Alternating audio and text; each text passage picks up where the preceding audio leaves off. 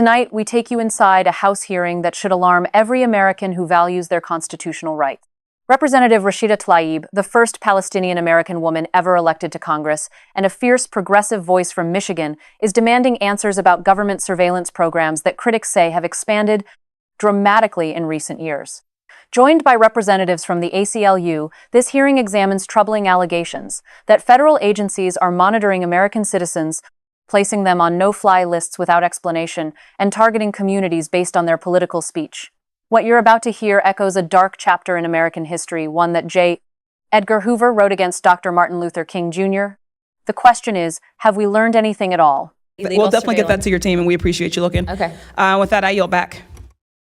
Thank you very much. I now recognize Representative Tlaib from Michigan for 5 minutes. Hi, thank you all so much for this. You know, I'm not on this committee, and I appreciate the chairwoman waving me on, because what I witnessed the last 2 years was very reminiscent of the targeting of Dr. King, and not only spying, but the attack on his moral character. And I know Dr. King here knows what I mean, you know, not only racializing, but using ways to tear him down, to divide the community that has been behind the civil rights movement. And so, you know, as a Palestinian American serving in Congress, I'm seeing ACLU and others representing folks right now that the government, in expressing their First Amendment, the government targeting people who have expressed their First Amendment right around boycott, apartheid governments, genocidal governments. And so Mr. Habanichi, right now, private citizens are being spied on. Is that correct?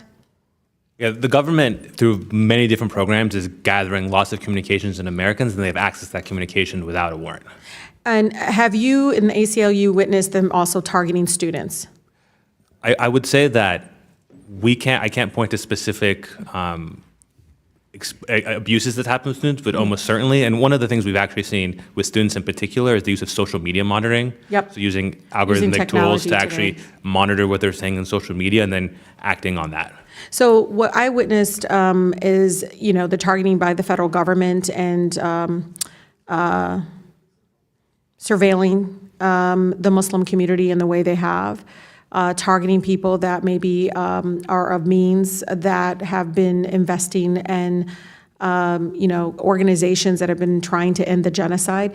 They have approached me several times about different ways that the federal government has put them on no-fly lists, have targeted them, have, you know, indirectly or directly made accusations, again, in a way that I think, similar to Dr. King, is like discrediting them and making them kind of go silent, right? The fact that Hoover is like, he's a dangerous threat, that he's, you know, Dr. King is this or that, so that people can, again, not allow him to be in space and again tear down his character. I'm seeing that though happening to people in my own community that are standing up against you know, a foreign government, for instance, or against, you know, different kinds of form of you know, war crimes and international human rights violations. And I don't know, Dr. Abachi, I know that you guys just won a case recently. You know this. And most of these students are telling me that it's not that it's the university working with the federal government and surveilling them and targeting them.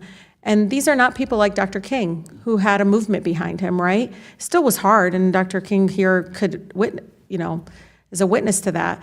But these are students that have no access to means, and they're relying on, you know, us members of Congress to defend their First Amendment right. But I think it's just important for American people to know Dr. King is the one that a lot of people talk about. But just in a few years, in 2024 and 2025, you saw the increase of campuses and organizations working with the federal government to use various means to surveil and target and terrorize students. I would say, particularly in the post 9/11 era, we've seen a vast expansion of programs like the no-fly list, like surveillance of many different surveillance programs. And part of that is the oversight structures that we built into place since the 1970s have completely broken down. Do you know if, for a fact, and I've asked this before, anybody on the no-fly list, anybody on campuses have been targeted, have they even been charged with a crime? It is often the case that someone can be on the no-fly list or could be surveilled by the government without ever being charged with a crime. Yeah.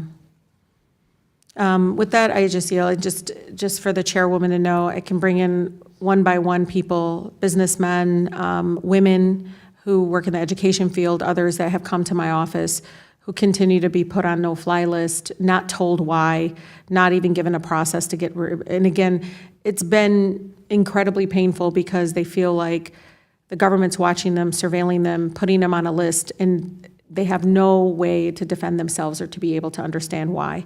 And I think it's something we should look into. And again, majority of them are Muslim, but they always start with one community and they'll get to the next and the next and the next because they disagree with them politically. Thank you so much, and I yield. What you've just witnessed is not ancient history. It's not a dusty file from the Hoover era, declassified decades later for historians to debate. This is happening now in 2025 inches, the country that calls itself the leader of the free world.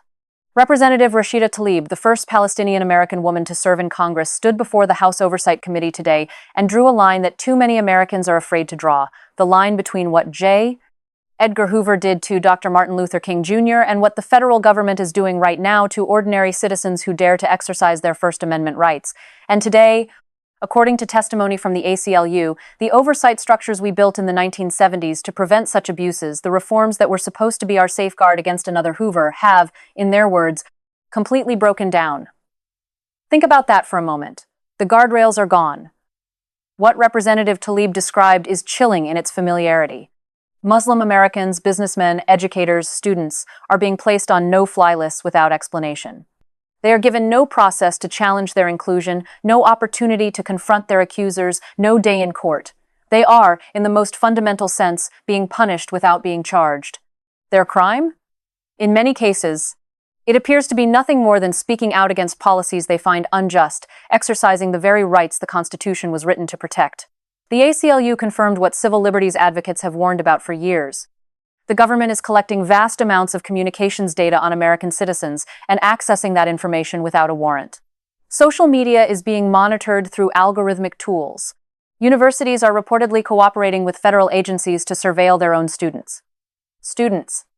Young people whose only offense is believing, perhaps naively, perhaps courageously, that their voices matter.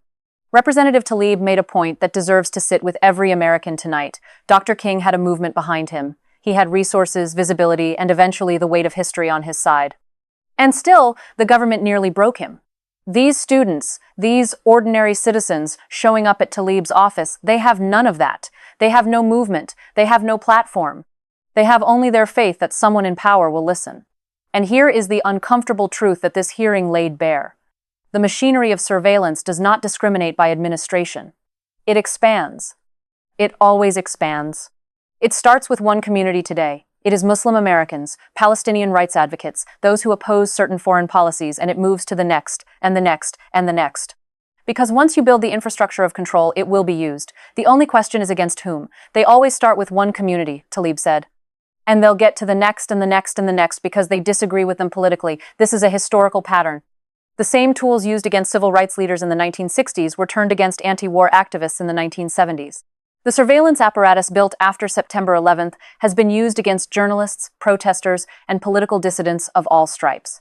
Power, once granted, is rarely surrendered. So where does that leave us? It leaves us at a crossroads that Americans have faced before, a choice between security and liberty that is, in truth, a false choice. Because a government that can silence its critics without due process is not making anyone safer. It is making everyone a potential target. The question is not whether you agree with Representative Tlaib's politics or with the causes championed by those being surveilled. The question is whether you believe the Constitution means what it says, that Congress shall make no law abridging the freedom of speech, that no person shall be deprived of liberty without due process of law. If those words mean anything, they must mean something especially when they protect speech we find uncomfortable, people we don't know, and communities we don't belong to. The answer, based on what we heard today, should trouble every American who still believes that this nation's founding promise, liberty and justice for all, is more than just words on parchment. This is not history. This is now. And what we do about it will determine what kind of country we leave behind.